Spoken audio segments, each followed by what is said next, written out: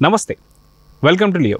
మనతో పాటు ఉన్నారు సీనియర్ జర్నలిస్ట్ హేమసుందర్ గారు. సార్ నమస్తే. నమస్తే అండి. సార్, సూపర్ స్టార్ రజనీకాంత్ గారి యొక్క రెమ్యునరేషన్ గురించి ఇప్పుడు పెద్ద టాక్ అయితే నడుస్తుంది. పూర్తి ఏషియాలోనే హైయెస్ట్ పెయిడ్ అని చెప్పేసి అంటే సూపర్ స్టార్ రజనీకాంత్ గారు అని చెప్తారు. మొత్తానికి రజనీకాంత్ గారి యొక్క రెమ్యునరేషన్ ఎంత, ఏంటి, దీని గురించి ఎందుకు ఇంత పెద్ద చర్చ నడుస్తుందంటే ఏం చెప్తారు? అంటే ఒక విధంగా చెప్పాలి, ఆసియాలోనే హైయెస్ట్ రెమ్యునరేషన్. ఆయన నిజంగా తీసుకున్నది ఎంతో తెలియదు, కానీ పింక్ విల్లా అనే ఒక సైట్లో ఈ అమౌంట్స్ అన్నీ రాశారు.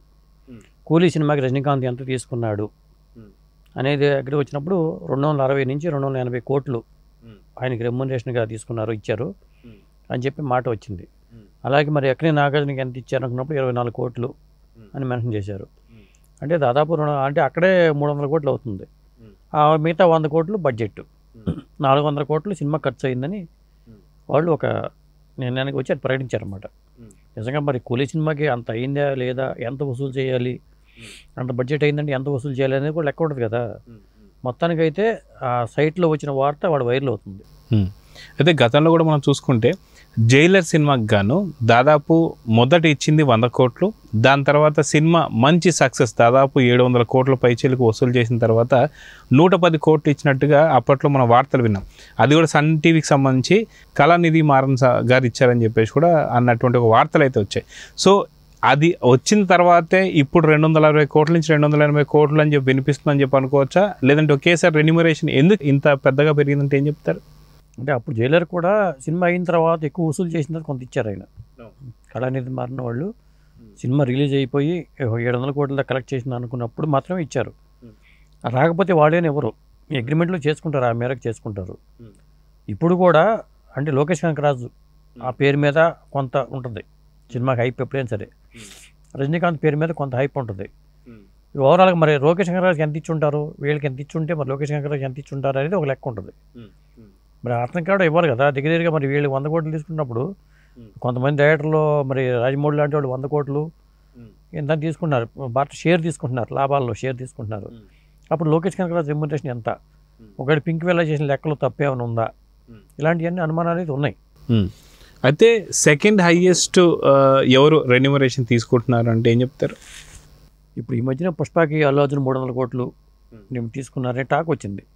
ఇందులో నిజాలు ఏమో తెలియదు. అలా అనుకున్నప్పుడు అతనే హైయెస్ట్ అవ్వాలి కదా. మరి ఆసియాలో నెంబర్ 1 హైయెస్ట్ రెమ్యునరేషన్ అనేది వాళ్ళు రజనీకాంత్కి ఇచ్చారంటే అల్లు అర్జున్ అంత తీసుకోలేదని చెప్పాల్సి వస్తుంది. వీళ్ళని ఏంటంటే మేము ఎవరు ఎక్కువ తీసుకుంటే వాళ్ళే గొప్ప నటుడు అనేది ఒక ఇమేజ్ కోసం కూడా హైప్ చేసే అవకాశం అయితే ఉంది.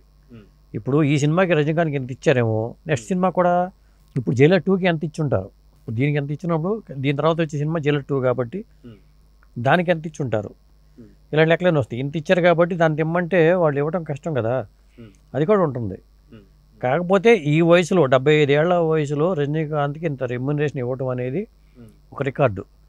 నాకు తెలిసి ఇప్పుడు దాకా అసలు సినీ చరిత్రలోనే, అది తెలుగు కాదు, టాలీవుడ్ కాదు, బాలీవుడ్ కాదు, మొత్తం ఓవరాల్గా సినీ చరిత్రలోనే ఇంత వయసు ఉన్న హీరోకి ఇంత రెమ్యునరేషన్ రావడం అనేది ఒక రికార్డు. అది ఎవరు అడిగినా అవునన్నా కాదన్నా, ఒకరు అంత కాకపోయినా కొంత తక్కువ ఉన్నా కానీ రజనీకాంత్కి ఆ వయసులో అంతంత తీసుకోవడం అనేది పెద్ద రికార్డ్ అని చెప్పాల్సి వస్తుంది. సాధారణ మనం చూసుకుంటే ఇది సూపర్ స్టార్ రజనీకాంత్ గారికి మాత్రమే సాధ్యం అవుతుంది అన్నట్టుగా ఒకప్పుడు ముత్తు కావచ్చు, అరుణాచలం కావచ్చు, భాష కావచ్చు, అదేవిధంగా రోబో కావచ్చు, అదేవిధంగా కాలా కావచ్చు, కబాలి కావచ్చు, జైలర్ కావచ్చు, జైలర్ 2 కావచ్చు, కూలీ కావచ్చు. సో ఓన్లీ హీరో పాత్రలు మాత్రమే చేసుకుంటూ వస్తున్నారు ఇప్పటికీ 75 ఏళ్ళు అయిన తర్వాత కూడా. అంటే అది ఓన్లీ సూపర్ స్టార్ రజనీకాంత్ గారికి మాత్రమే సాధ్యం అనుకోవాలా? అది కాక హిట్ల మీద హిట్లు కొట్టుకుంటూ వస్తున్నారు, ఏది కూడా ఫ్లాప్లో కూడా ఇప్పుడు ఈ మధ్య అయితే లేదు. సో దీన్ని ఎలా చూడాలంటారు? మధ్యలో కూడా ఆయన కొంత డ్రాబ్యాక్ వచ్చింది. ఇప్పుడు లింగా ఒకటి, దర్బార్ ఒకటి, ఆ తర్వాత ఇట్లాంటి కొన్ని సినిమాలు వచ్చినాయి, అవి కొద్దిగా దెబ్బతిన్నాయి. అంటే కార్తీక్ సుబ్బరాజు ఆయనతో కూడా సినిమా చేశాడు. ఇలా అయితే అది తేడా వచ్చింది. ఇప్పుడు కాలా, కబాలి, లింగా, ఇట్లా దర్బారు, ఈ కొన్ని సినిమాల విషయంలో మాత్రం అక్కడ తప్పుడు అడిగేసేయడం రజనీకాంత్ చెప్పాల్సి వస్తుంది. ఇప్పుడు మళ్ళీ ట్రాక్లో పడిపోయాడు. ట్రాక్లో పడిపోయి ఈ రెమ్యునరేషన్ వచ్చిన తర్వాత బహుశా ఇంకా నాకు తెలిసి 2-3 సినిమాల వరకే ఉంటుంది రెమ్యునరేషన్. ఇక ఆ తర్వాత నేను అనుకోవడం ఆయన క్యారెక్టర్ ఆర్టిస్టులు చేసుకోవటమా, కళాకారుడు మరణించే వరకు నటించాలి అని అక్కినేని నాగేశ్వర గారి మాట ప్రకారం చిన్న చిన్న పాత్రలు వేసుకుంటారేమో, కానీ హీరోగా కొనసాగడం అనేది నాకు తెలిసి సాధ్యం కాదు. ఇక మాకు తెలిసి 175 సినిమాలతో ఆయన ఆపేసే అవకాశం అయితే ఉంటుంది. ఏదేమైనా ఈ వయసులో ఇంత రికార్డు సాధించడం, సినిమాల మీద ఇంకా హైప్ క్రియేట్ అవటం, ఇంకా ఆయనకి అభిమానులు ఉండటం, ఇవన్నీ కూడా ఒక పెద్ద రికార్డు అని చెప్పాలి. ఆయన సమకాలీకుడు కమల్ హాసన్ కూడా. కాకపోతే కమల్ హాసన్కి ఈ రెమ్యునరేషన్ లేదు. సోలో హీరోగా ఆయన చేస్తున్నాడు కానీ రజనీకాంత్ కన్నా సీనియర్ ఆయన, కానీ ఇంత రెమ్యునరేషన్ కానీ అది కమల్ హాసన్ లేదు. అదే మనం చూసుకుంటే ఇంకొకటి రికార్డుల కోసమే ఇలాంటి రెన్యూమరేషన్ ఇస్తున్నారా అనేది కొంత అనుమానాలు అయితే వస్తున్నాయి. ఎందుకంటే 175 ఇప్పుడు చేస్తున్నటువంటి సినిమా 171, ఇంకో 4-5 సినిమాలకు మాత్రమే. కాబట్టి ఈ రికార్డు పూర్తిగా సజీవంగా నిలిచిపోవాలంటే మటుకు రజనీకాంత్ గారు చేసేటువంటి సినిమాలన్నిటి కూడా ఇదే లెవెల్లో ఇవ్వాలి, ఈ రికార్డు మెయింటైన్ చేయాలని చెప్పి చేస్తున్నారు. కాబట్టి ఈ మాటలు చెప్తున్నారా అంటే ఏమంటారు? అంటే తర్వాత ఆ సినిమా వసూళ్ళు ఉంటాయండి, కూలీ ఎంత వసూలు చేసింది అనుకున్న లెక్కలు వస్తాయి. అంటే వాళ్ళు ఏంటంటే ఒకసారి పెద్ద హిట్ అయిపోద్ది, హిట్ అయిపోతే 2,000 కోట్లు 3,000 కోట్ల దాకా వెళ్ళిపోద్ది.